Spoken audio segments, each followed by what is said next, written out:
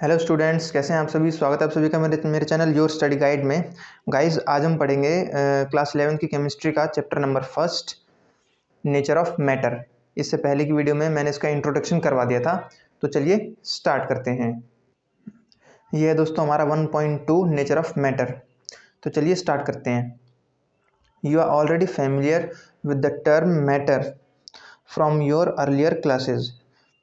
Anything which has mass and occupies space is called matter. मतलब ये जो matter word है, इससे आप बहुत अच्छी तरह से भलीभांति परिचित होंगे। मतलब आपको इसके बारे में बहुत अच्छी तरह से पता होगा, क्योंकि इसके बारे में आप 9th क्लास से पढ़ते आ रहे हैं। ठीक है दोस्तों, मैटर क्या है? कोई भी ऐसी चीज़ जो स्पेस ऑक्यूपाई करती है और जिसके अंदर मास होता है, उसको हम मैटर बोलते हैं। अब मैटर का नेचर कैसा है, तो इसको हम डीपली स्टडी करेंगे इस चैप्टर में। Everything around us, for example, book, pen, pencil, water, air, all living beings etc. are composed of matter. You know that they have mass and they occupy space. मतलब जो भी चीज़ें हमारे पास हैं, हमारे आसपास हैं, जितनी भी चीज़ें हैं, वो सब जो जिनके पास मास है और वो स्पेस ऑक्यूपाई करती हैं, उनको हम मैटर बोलते हैं।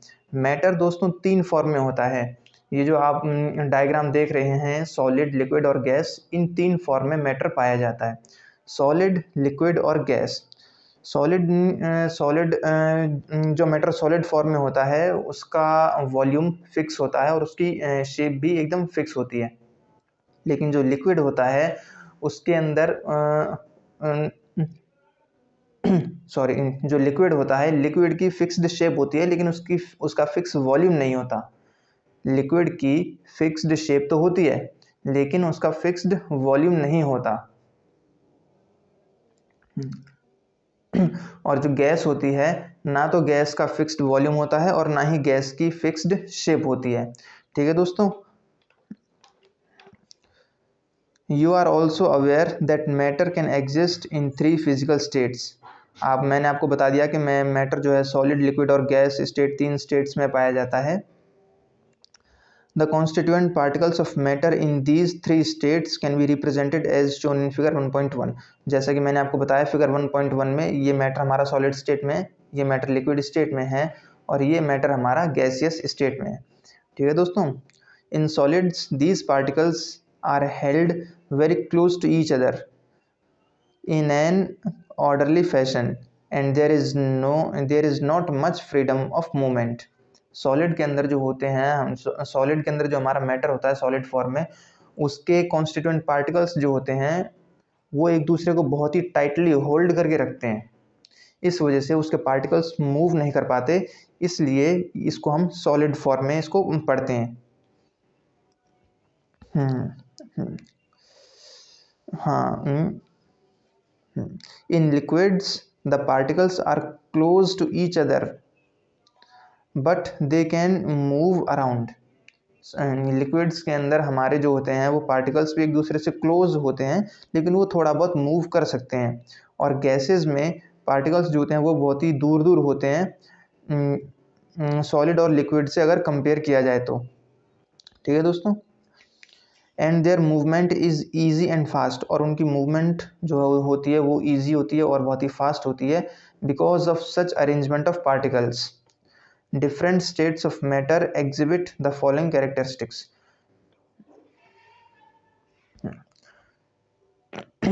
जो हमारे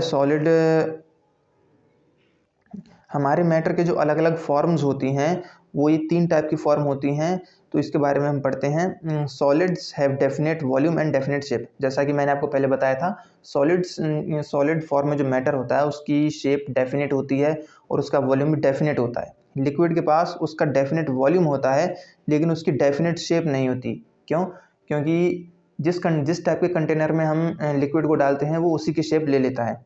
दे take the shape of the container in which they are placed, जो कि मैंने आपको बताया। ठीक है, अब है gases have neither definite volume nor definite shape.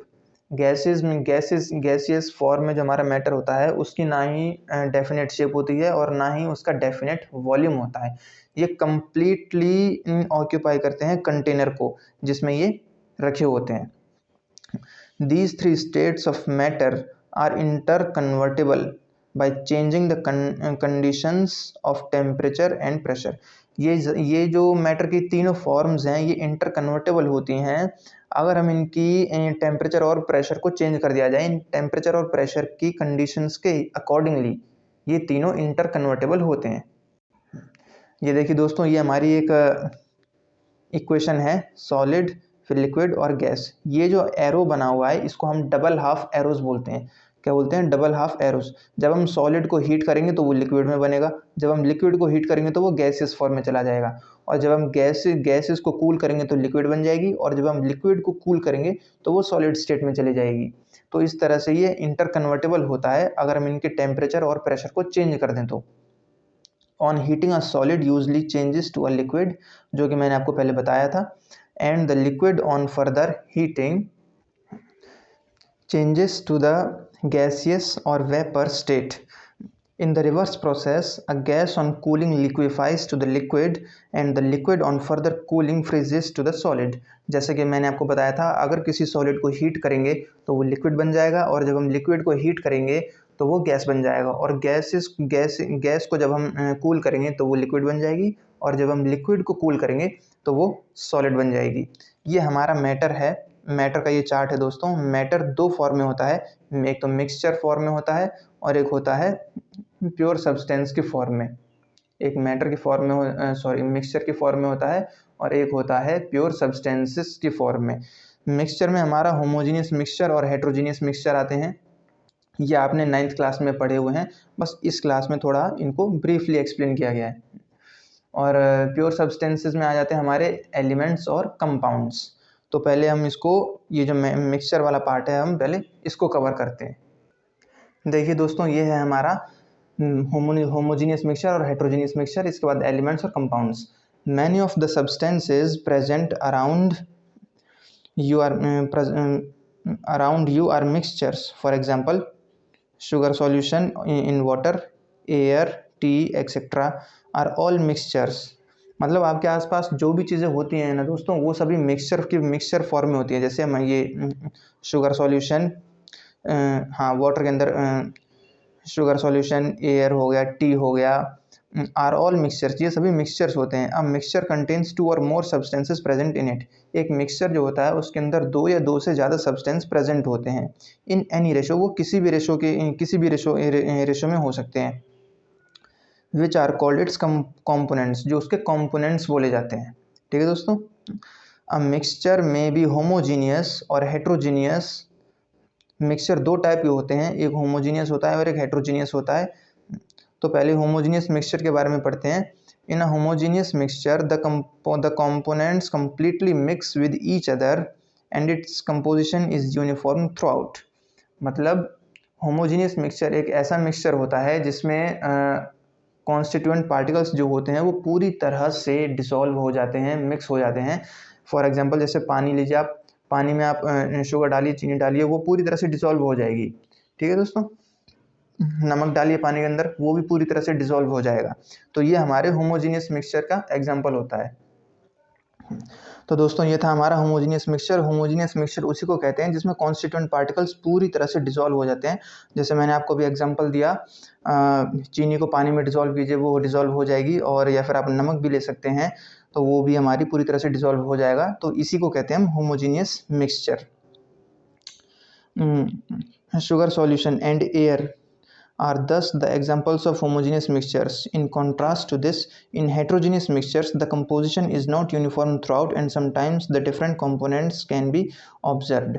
Heterogeneous mixture में इसका जस्ट उल्टा होता है। हेट्रोजीनियस मिक्सचर एक ऐसा मिक्सचर होता है जिसमें कॉन्स्टिट्यूएंट पार्टिकल्स पूरी तरह से डिसॉल्व नहीं हो पाते, और जब हम उसको बाद में चेक करते हैं तो उसके अंदर कॉन्स्टिट्यूएंट पार्टिकल्स जो हैं वो प्रेजेंट होते हैं। मतलब पार्टिकल्स उसके अंदर ऑब्जर्व किए जा सकते हैं। For example, the mixtures of Salt and sugar grains, नमक और चीनी के जो दाने होते हैं और पल्सेस, और थोड़ी बहुत धूल के साथ और कुछ पत्थरों के साथ, जब उनको डिसॉल्व करेंगे तो ये डिसॉल्व नहीं हो पाएंगे और इनके कॉन्स्टिट्यूएंट पार्टिकल्स ऑब्जर्व किए जा सकते हैं। या फिर इसका सिंपल एग्जांपल है, जैसे आप रेत लीजिए, रेत होती है, मिट्टी रेत होता है, उसको थोड़ा सा पानी में डालिए, आप उसको कितना भी डिज़ोल्व कीजिए वो नहीं होगा, वो रेत नीचे जाके बैठ जाएगी, लेकिन वो डिज़ोल्व नहीं हो पाएगी। तो इस टाइप के मिक्सचर्स को हम हेटेरोजेनियस मिक्सचर्स बोलते हैं। You can think of many more examples of mixtures which you have come across in daily life. इसी तरह के आप कई एग्जाम्पल्स के बारे में सोच सकते हैं जो आपकी डेली लाइफ में होते हैं। It is worthwhile to mention here that the components of a mixture can be separated by using physical methods such as simple hand picking, filtration, crystallization, distillation, etc. ठीक है दोस्तों, अब बात करते हैं प्योर सब्सटेंस की। Pure substances क्या होते हैं? प्योर सब्सटेंसेस इनके पास मिक्सचर्स जो होते हैं उनसे अलग कैरेक्टरिस्टिक्स होती हैं। इनके पास फिक्स्ड कंपोजिशन होता है, और मिक्सचर जो होते हैं उनका कंपोनेंट्स जो होता है, उनके कंपोनेंट्स का रेशो जो होता है वो अलग अलग होता है। ठीक है, copper, silver, gold, water, glucose are some examples of pure substances. ये जो हमारा copper, silver, gold, water, glucose, ये प्योर सब्सटेंसेस के हमारे कुछ एग्जांपल्स हैं। ग्लूकोज में कार्बन, हाइड्रोजन और ऑक्सीजन होता है फिक्स्ड रेशो के अंदर। ठीक है, और like all other pure substances has a fixed composition. और भी जो अलग अलग प्योर सब्सटेंसेज होते हैं उनके अंदर फिक्स्ड रेशो होता है। Also the constituents of pure substances can not be separated by simple physical methods. दोस्तों आज की वीडियो में बस इतना ही था। इसके आगे का पार्ट, यहाँ से ये वाला पार्ट जो है हम नेक्स्ट क्लास में करेंगे। आई होप मेरा तरीका आप सभी को समझ में आ रहा होगा। अगर समझ में आ रहा है तो प्लीज़ वीडियो को लाइक करें, शेयर करें और सब्सक्राइब करें। मिलेंगे नेक्स्ट क्लास में, तब तक के लिए थैंक यू।